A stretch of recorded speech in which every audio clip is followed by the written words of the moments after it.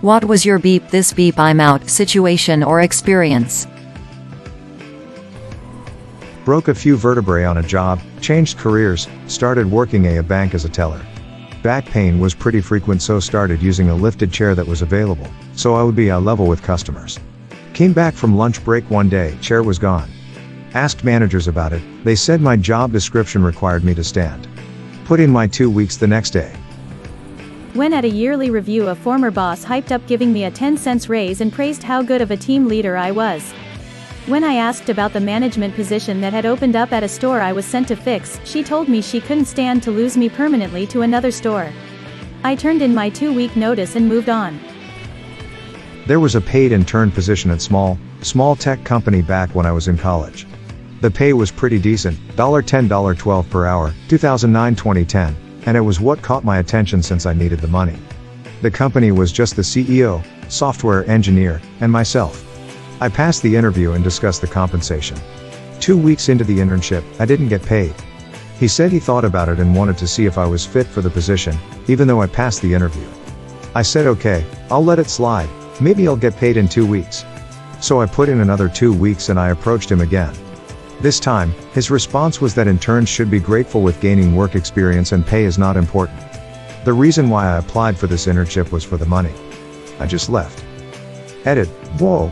I didn't expect this post to gain this much attention. Hopefully you guys can learn from this and don't be passive and naive like me. Give me time to answer some and I'll answer/summarize below. / The internship was a software engineer position at a company San Jose, California run by an Indian guy in his 50s. The other software engineer was an Indian lady in her 30s. / This company produced janky digital audio equipment manufactured in India. Our customers were small churches, schools, and small to medium-sized concert halls. / Unfortunately, I don't remember the name of the company. My mom doesn't know either since she was the one who drove me, but man, she did get angry when I told her the news. She said the company was somewhere near East Trimble Road. I searched companies around there and could not find it. / I was an idiot. I should have saw the red flags because there was no written offer, just verbal. When I was 19, I got a job at one of those industrial uniform places where they do all manner of textile good rentals, cleaning. On my first day I was put on a blanket folding machine and pretty much told, good luck, red flag number 1. The machine kept jamming and they wanted me to crawl into the back of it with absolutely no lockout tag out, red flag number 2. After I finished all the work they gave me in like 2.5 hours, they acted both surprised and concerned, and I noticed nobody else on the line seemed to move with any sort of purpose, like lazy zombies, red flag number 3. They then stuck me with 2 old ladies to fold rags, seriously, and when I showed up these ladies suddenly felt like they didn't need to contribute and just sat there chatting, red flag number 4. Come lunchtime I told the HR lady this wasn't for me and left. All that for $7 per hour. Beep not. Edit. Holy F did this blow up. Thank you all for the awards. When I was 18, I worked at the only 24-hour auto parts store in our city. It wasn't in the best area, so we had to be really careful who we would allow to use the restrooms in the evenings. In the past, people would basically commandeer the bathroom for their personal use. Generally they were homeless druggies who would either use our bathroom to sleep, use drugs, or both. It might have been my 3rd week working there on the overnight shift. Some guy made it into the bathroom during the late shift.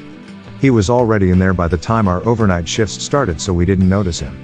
A few hours into the shift, around 3 to 4 a.m., the store was completely empty and dead silent.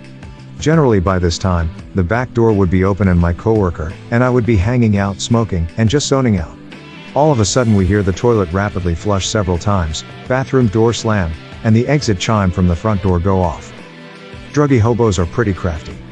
When they would actually plan to use the toilet for its intended purpose, they would often fill it with toilet paper first so we wouldn't hear them and kick them out. Our visitor that night did exactly that. I'm guessing he fell asleep and beep all over the place while high on H. The dude then flushed several times and overflowed the nastiest sewage you could imagine, and it was everywhere.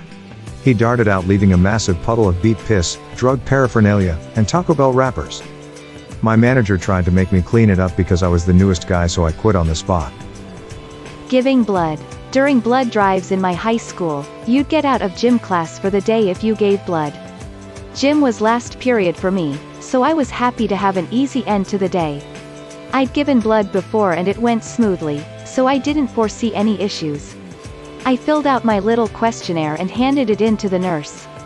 She glanced at it and asked if I was just giving blood or would I like to give plasma. I said I just wanted to give blood. She explained the benefits of giving plasma, that it can help more people or something. I said I just wanted to give blood, thanks. She said asterisk, by not giving plasma, you're killing babies. Asterisk, so I left, skipped out of school and walked home. The only time I ever skipped school. I was there to help, but instead I got called a baby killer. Edit, accidentally said, by not giving blood, at the end instead of, by not giving plasma. I worked at a hotel as a banquet server for a year about 15 years ago. After applying at a bunch of different other jobs, I landed a great entry-level role at a utility company that paid double what I made at the hotel. I initially planned to keep the hotel job part-time for a while to see how things worked out. My first shift back at the hotel, they sent me in to clear plates in a room. There was this young teenage kid, basically looked me right in the eye and dropped his plate on the floor. Was staring me down waiting for me to pick it up. Room manager next to me asked me to clean it. I looked at the room manager and basically just said, beep this, I'm going home. Never went back. Still with the same company that I had that entry role with today, laughing face, life is damn good. My time W target. When my team leader was forced out of his job, all the other team leaders just piled onto him. It started as jokes, and then they gradually started reporting him for mistakes that they made, finding ways to pin it on him. Later heard that they wanted to appoint me as his replacement, and spread his TL responsibilities but let me run the area he was in charge of, and not pay me more. TLDR, person I liked was forced out, I would have been screwed for less money and a beep job. About to get laid and she said I'm drunk. She had one drink for some clarity, and she was all over me acting drunk. I knew she had one drink because I pay attention to that kind of thing. As soon as I was noping out she magically became sober. I'd like to understand what that was all about, but it spooked me and I rode out with a severe amount of discomfort and bewilderment. Mixed signals like that are gross. I think she wanted me to take advantage of her, but the weird part was she was sober. That alone warranted me running away. My uncle was in the nursing home. I went to visit him and he seemed a little sleepy. There was a TV in that room and I figured that I would watch some TV while I waited for him to wake up. Another resident who will remain nameless slowly walks into the room, stops and stands still. At first, I thought he wanted my chair. I saw and smelled that I was mistaken. That resident shat the beep out of himself. A stream of feces was sliding down his sweatpants. I left and as I drove home, I made a solemn oath to myself. I will not live to be that old. Vector Marketing, cut co. Left after the first training break. I had transferred to the pizza chain in the town a few days before.